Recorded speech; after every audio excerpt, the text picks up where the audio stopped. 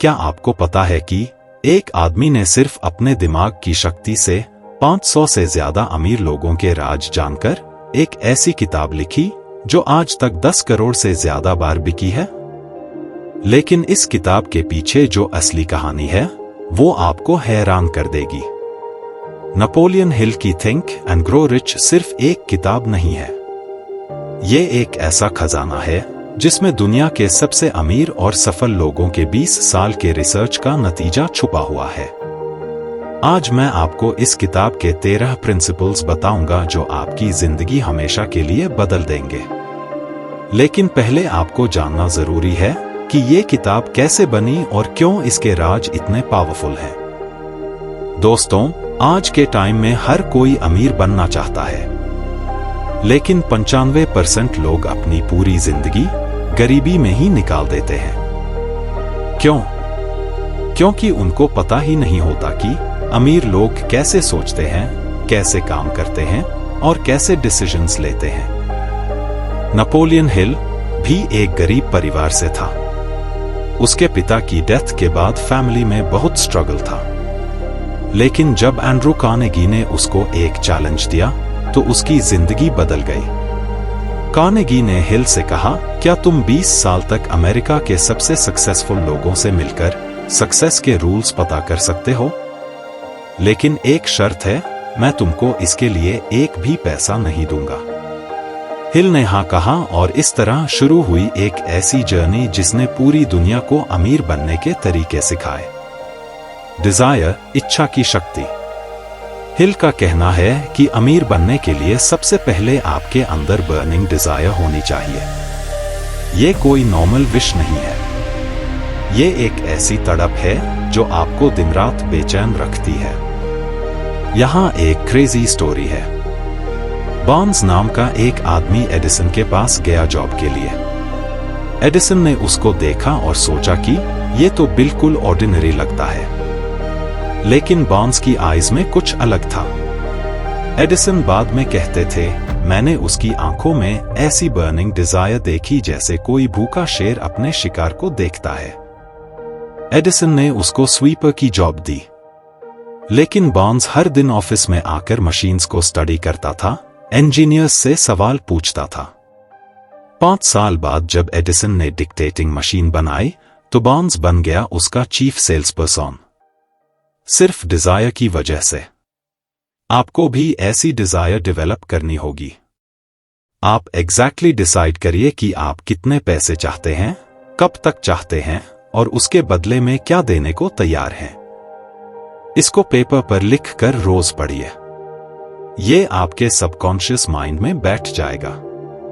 लेकिन डिजायर अकेली काफी नहीं है, इसके साथ एक और चीज चाहिए जो 99% लोगों के पास नहीं होती।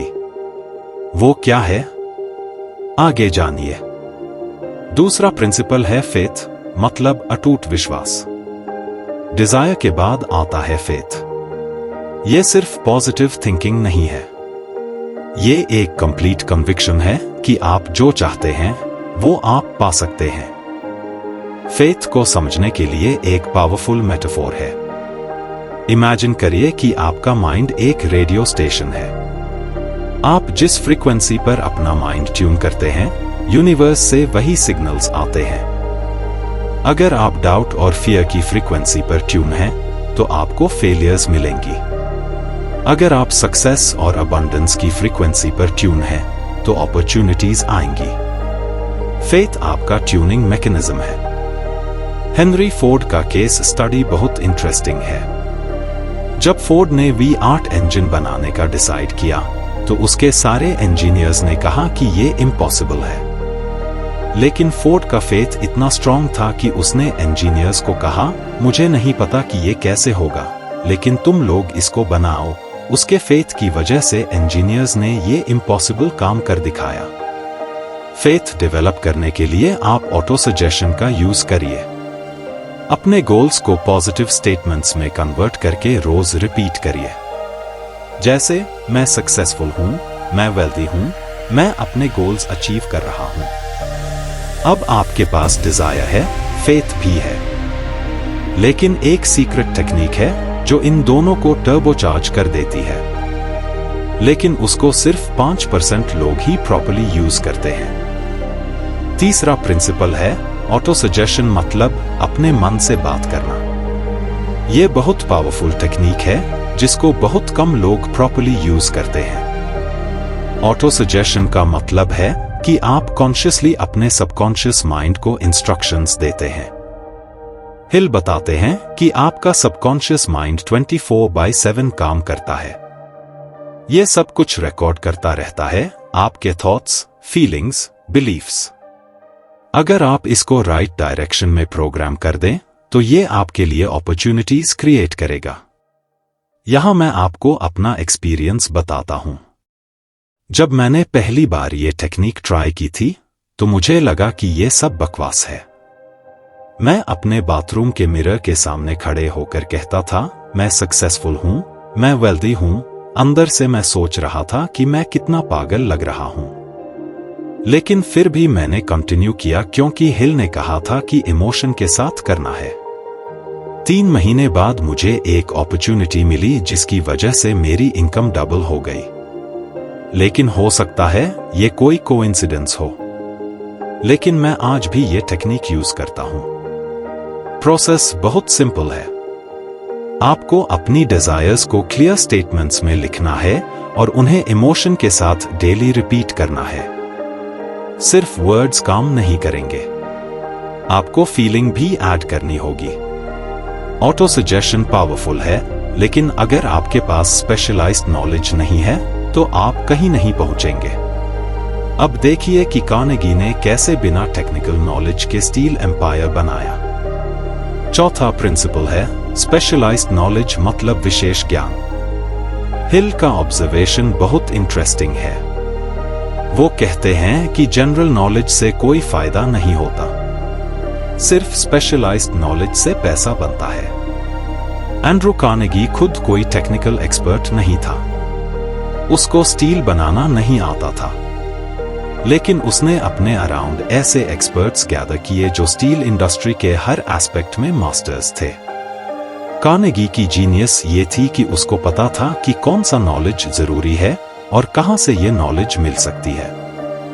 यहां हेनरी फोर्ड का एक कम जाना गया किस्सा है। एक बार कोर्ट में फोर्ड का केस था। अपोजिंग लॉयर ने फोर्ड को एम्बेरस करने के लिए बेसिक क्वेश्चंस पूछे। आपको हिस्ट्री पता है? जियोग्राफी पता है?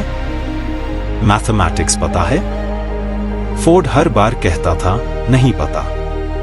फाइनली फोर्ड ने कहा, मुझे ये सब जानने की जरूरत नहीं है, मेरी टेबल पर बटन्स लगे हैं, मैं कोई भी बटन दबाता हूं और एक्सपर्ट आ जाता है जो मुझे जो भी जानना हो बता देता है। तो मैं क्यों अपना दिमाग इन चीजों से भरूं?